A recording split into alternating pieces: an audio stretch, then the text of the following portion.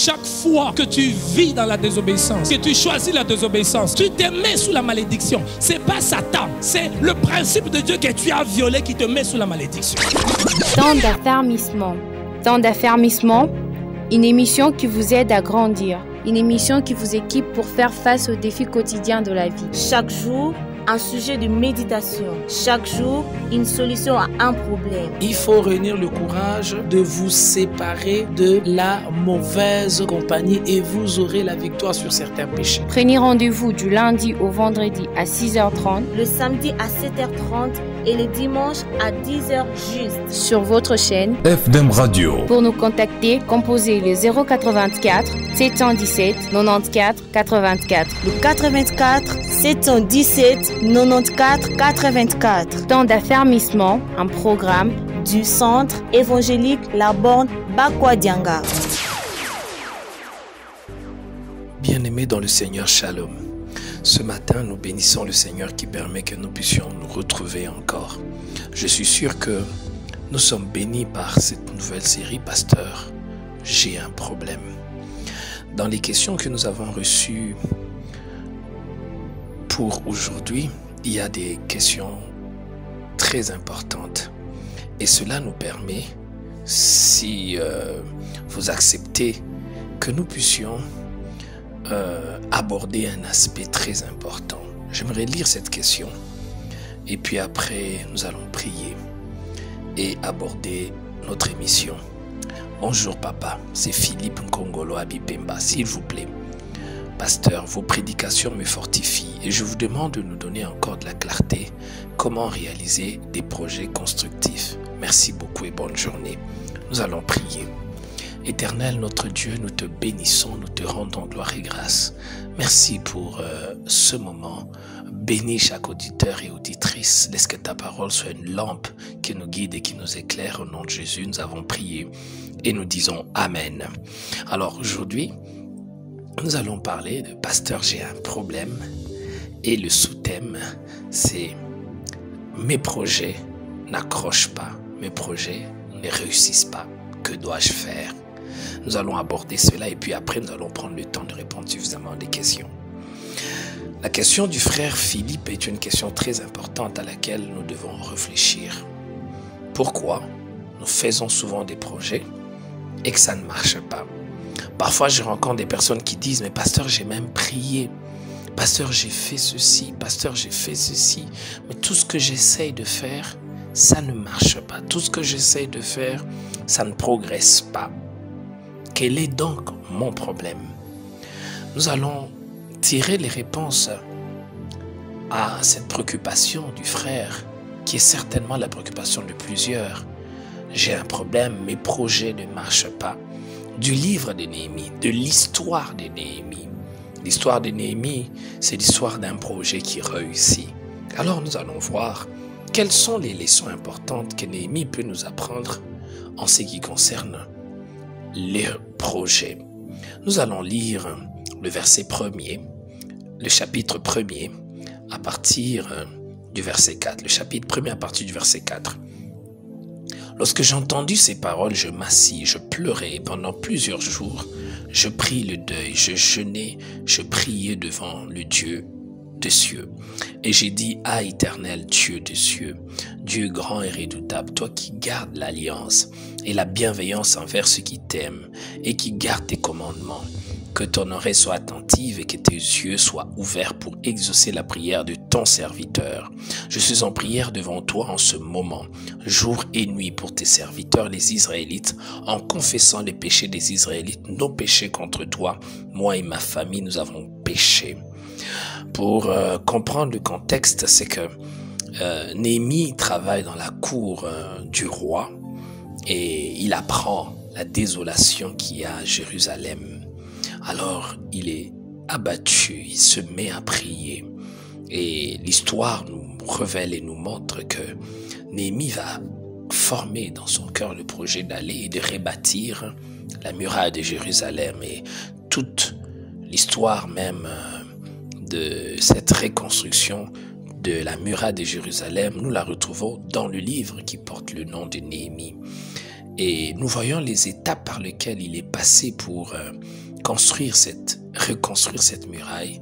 Ces étapes nous enseignent sur comment faire un projet et réussir un projet. La première leçon que l'histoire de Néhémie nous enseigne, c'est que quelle est la motivation derrière ce projet?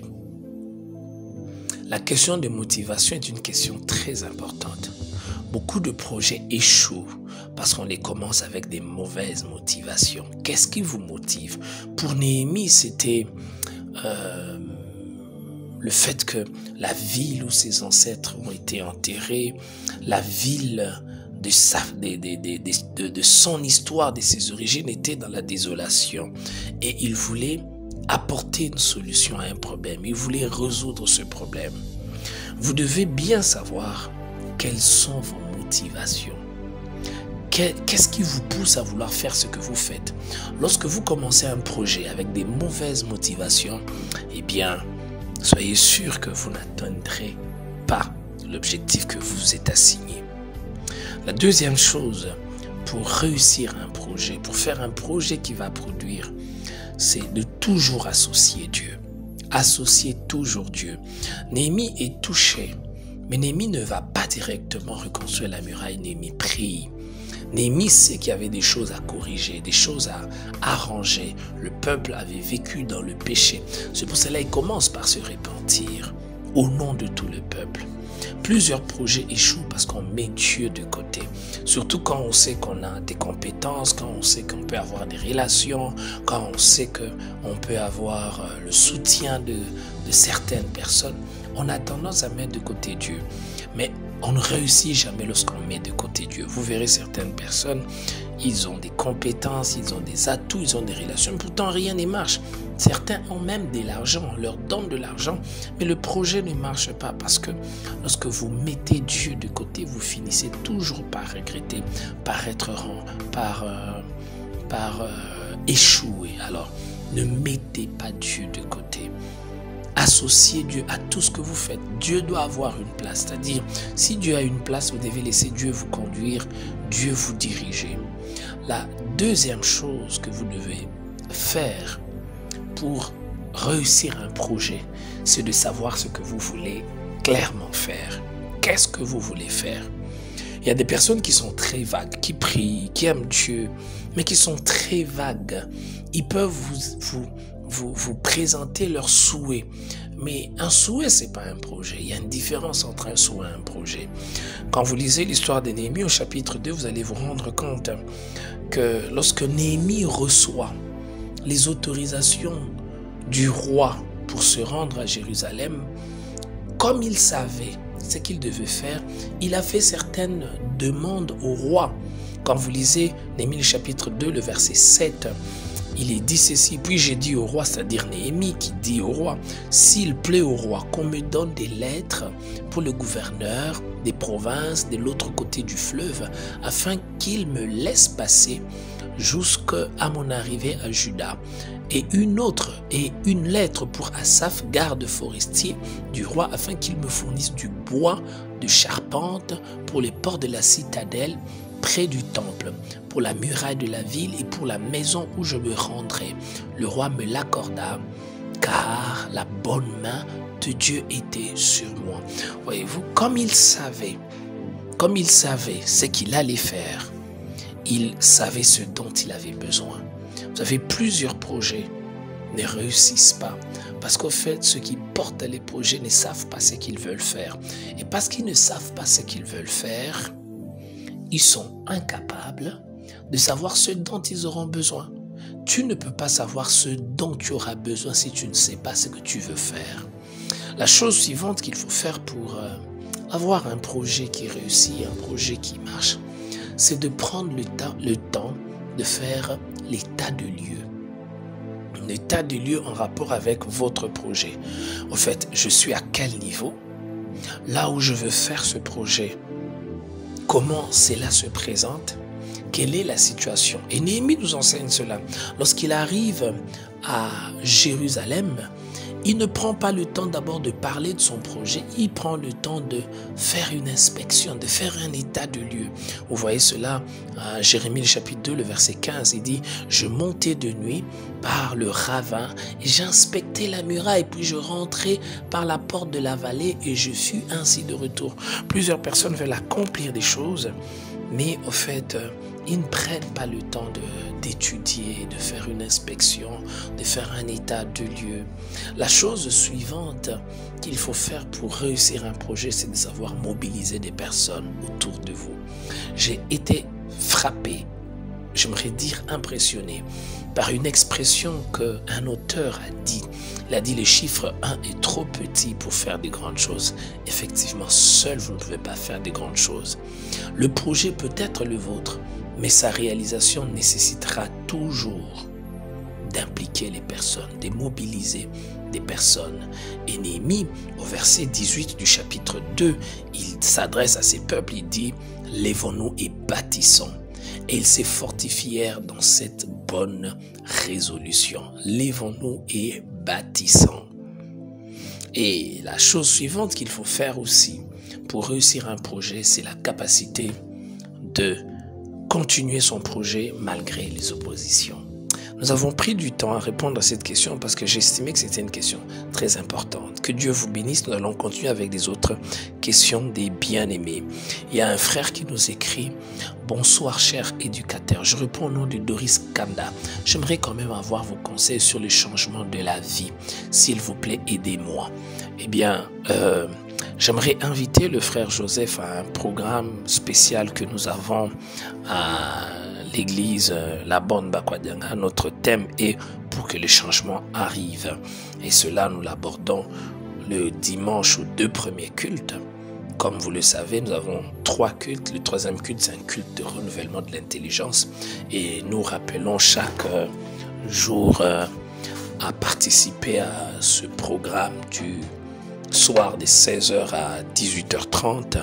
Le thème, c'est comment résoudre, que dis-je, comment prendre des bonnes décisions. Mais le dimanche matin, aux 2 premiers cultes, nous abordons ce sujet pour que le changement arrive. Si vous avez le temps, si c'est possible, participez à ce programme. Et si vous ne pouvez pas participer à ce programme, vous pouvez nous suivre sur YouTube et même sur la page La Borne Bakwadianga sur Facebook. Il y a un bien-aimé qui nous écrit « Bonjour Pasteur Emmanuel, à quelle étape de la vie chrétienne que quelqu'un doit être baptisé dans le Saint-Esprit ?» Eh bien frère, lorsque vous avez accepté Jésus-Christ comme Seigneur et Sauveur, vous devez être baptisé dans le Saint-Esprit. Il n'y a pas une autre étape ou une étape particulière. Il y a des gens qui sont baptisés dans le Saint-Esprit avant le baptême, pendant le baptême et d'autres après le baptême. Le baptême dans le Saint-Esprit est très important dans la marche chrétienne.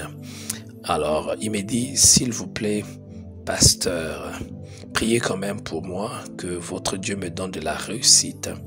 À la première session, nous sommes en attente de la délibération. Il prie, il étudie à l'UEM, il est en première licence sciences politiques. Nous allons prier pour ses bien-aimés. Éternel, étends ta main, touche ses bien-aimés, accorde-lui la réussite dont il a besoin. Pour la gloire de ton nom, nous avons prié et nous disons Amen. Il y a un autre bien-aimé qui nous dit « Bonjour papa, j'ai vraiment un problème qui me préoccupe. Comment me débarrasser des pensées érotiques, s'il vous plaît? Je n'en reviens pas avec mes propres stratégies. » Eh bien, je vous donne rendez-vous demain. Nous allons prendre du temps à répondre à cette question. Dans le thème, ça sera « Pasteur, j'ai un problème. Je n'arrive pas à me débarrasser des pensées impures. » Je suis sûr que vous serez bénis. Alors, je bénis le Seigneur pour chacun de vous. Je vous encourage à continuer à nous écrire au 084 717 94 84.